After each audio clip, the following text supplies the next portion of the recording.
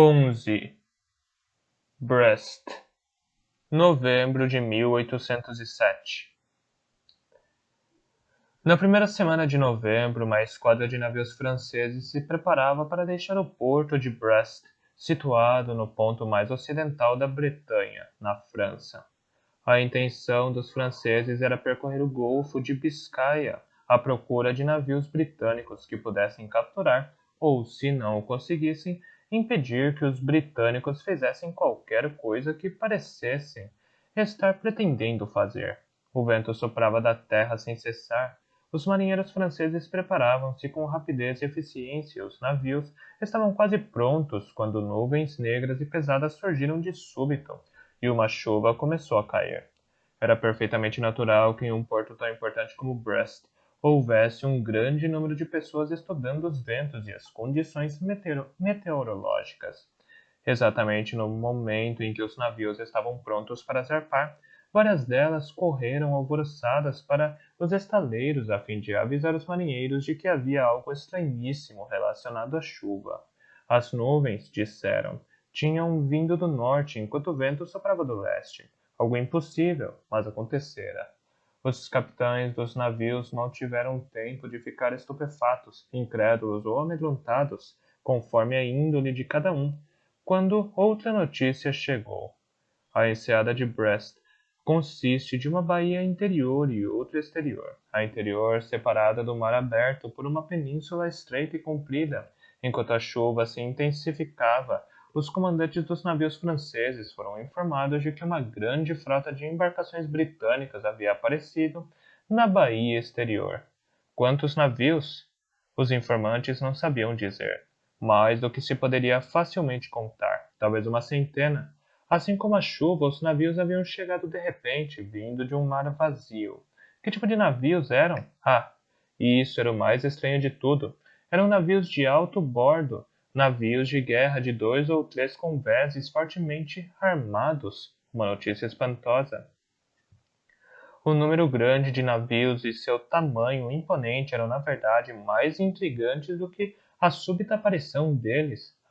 A marinha de guerra britânica com frequência bloqueava Brest, mas jamais com um número superior a 25 navios por vez, e destes apenas 4 ou 5 eram de alto bordo, sendo o restante pequenas fragatas e chalupas ágeis.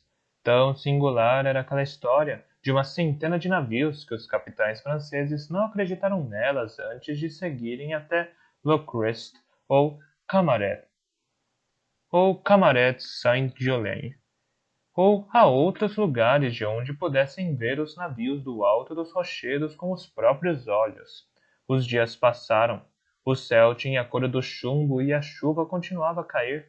Os navios britânicos permaneciam obstinadamente onde estavam. Apreensivos, os moradores de Brest temiam que um dos navios tentasse se aproximar da cidade para bombardeá-la, mas os navios britânicos nada fizeram. Mais estranha ainda foi a notícia vinda de outros portos do Império Francês, de Roquefort, Toulon, Marsella, Gênova, Veneza, Flushing, Lorient, Antuérpia e de uma centena de outras cidades de menor importância. Todos também se achavam bloqueados por frotas britânicas de cerca de uma centena de navios de guerra. Era impossível entender. No conjunto, essas frotas continham mais navios de guerra do que os britânicos possuíam. Na verdade, mais navios de guerra do que havia na face da terra. O oficial mais graduado em Brest, na ocasião, era o almirante Desmoulins. Ele tinha um criado, um homem minúsculo, não maior do que um menino de 8 anos e tão moreno quanto um europeu pode ser. Dava a impressão de ter sido posto num forno e deixado lá por muito tempo, parecendo agora cozido demais. A pele tinha a cor do grão de café e a textura de um pudim de arroz seco.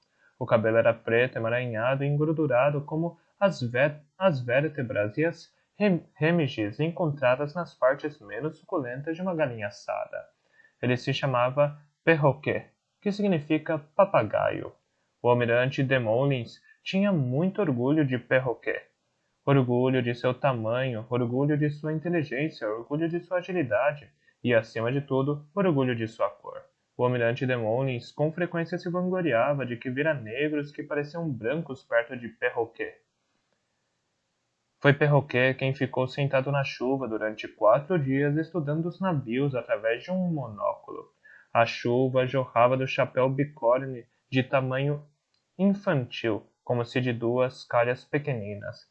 Desabava nas capas curtas do casaco de tamanho infantil, tornando-o terrivelmente pesado e transformando a lã em feltro. E escorria em regatos pequeninos por sua pele gordurosa e cozida, mas Perroquet não prestava a menor atenção em nada disso.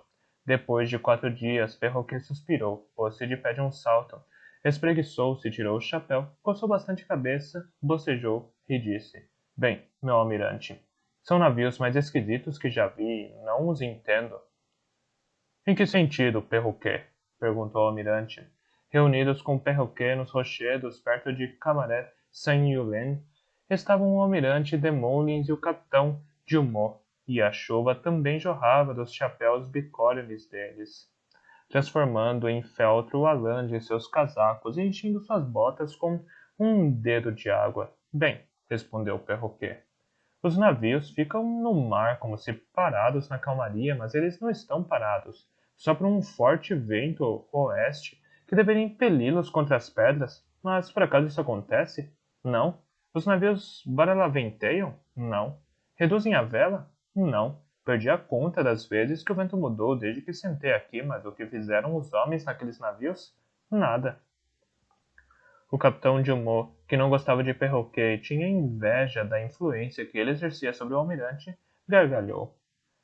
Ele está doido, meu almirante. Se os britânicos fossem tão preguiçosos e ignorantes como ele diz, a esta altura os navios não passariam de um monte de mastreação partida. Parecem mais imagens de navios, meditou Perroquet, não dando atenção ao capitão, do que navios de verdade. E o mais curioso, meu almirante, é aquele navio de 3 convéses na extremidade mais setentrional,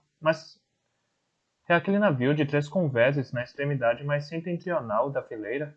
Na segunda-feira, era exatamente igual aos outros, mas agora suas velas estão em frangalhos. O mastro da meseira sumiu e na lateral um buraco irregular.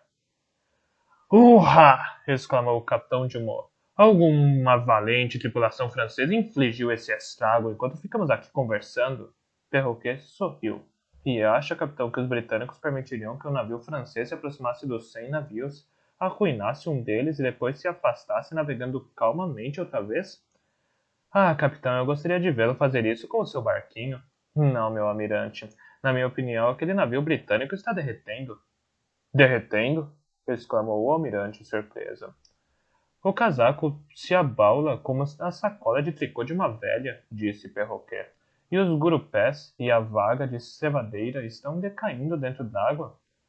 Mas que tolice! Exclamou o capitão Dumont. Como pode um navio derreter? Não sei, retrucou Perroquet, pensativo. Depende do que ele é feito. Dumont, Perroquet, disse o almirante Desmoulins. Creio que nosso melhor procedimento será navegar até lá e examinar os navios. Se parecer provável um ataque da frota britânica, voltaremos. Mas nesse meio tempo, talvez tenhamos sabido alguma coisa. Então, Perroquet, o almirante e o capitão Dumont partiram na chuva com alguns homens corajosos. Porque marinheiros, embora enfrentem privações com serenidade, são supersticiosos, e Perroquet não era o único em Brest que notara a esquisitice dos navios britânicos. Depois de um bom avanço, nossos aventureiros puderam ver que os estranhos navios eram totalmente cinzentos e que reluziam. Mesmo debaixo do céu escuro, mesmo em meio à chuva torrencial, eles brilhavam. Uma vez, por um instante, as nuvens se abriram e um raio de sol iluminou o mar. Os navios desapareceram. Em seguida, as nuvens se fecharam e os navios reapareceram. Meu Deus! Exclamou o almirante. O que significa tudo isso? Talvez, disse Perroquet, com inquietação, os navios britânicos tenham afundado e estes sejam os fantasmas deles. Contudo, os estranhos navios reluziam e brilhavam, e isso levantou a questão do material de que seriam feitos. O almirante achou que talvez de ferro ou aço. Navios de metal, deveras. Os franceses são, como sempre supus, uma nação muito excêntrica. O capitão Dumont pensou se não poderiam ser de papel prateado. Papel prateado? Exclamou o almirante. Ah, sim, retrucou o capitão Dumont. Como sabem, as senhoras pegam papel prateado, enrolam-nos em pequenos tubos e com eles fazem cestinhas decoradas com flores e cheias de confeitos. O almirante e Perroquet ficaram surpresos ao ouvir isso, porém o capitão Dumont era um homem bem apessoado e sem dúvida sabia mais sobre os costumes das senhoras do que eles. Mas se uma senhora levava uma tarde para fazer uma cesta, quantas senhoras seriam necessárias para fazer uma frota? O almirante disse que lhe dava dor de cabeça pensar nisso. O sol saiu novamente. Dessa vez, por estarem mais próximos dos navios, puderam ver a luz do sol brilhar. Puderam ver que a luz do sol brilhava através deles, tornando-os incolores, até se reduzirem, até se reduzirem a uma pálida centelha sobre a água.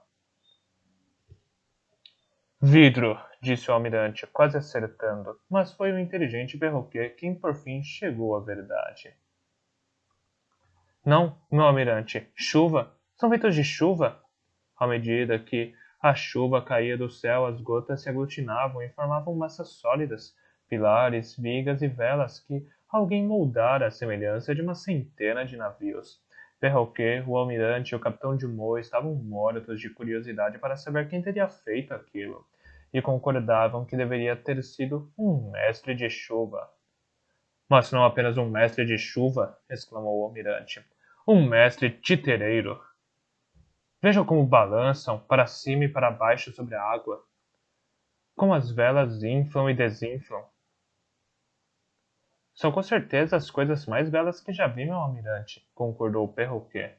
Mas repito o que disse, o Criador nada sabe sobre navegação, a vela e arte de navegar, seja de quem for.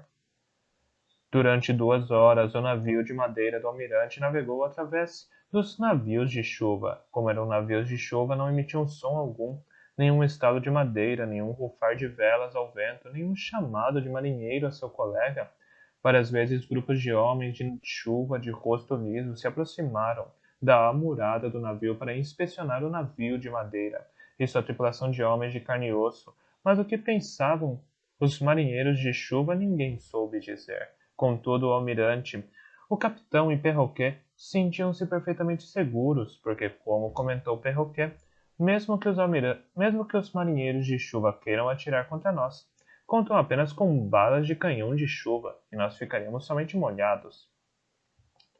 Perroquet, o almirante e o capitão Dumont estavam fascinados, esqueceram-se de que haviam sido iludidos, de que tinham desperdiçado toda uma semana e de que, durante essa semana, os britânicos haviam se infiltrado de mansinho na costa báltica, nos portos da costa portuguesa e em todos os demais portos em que o imperador Napoleão Bonaparte não desejava a presença deles.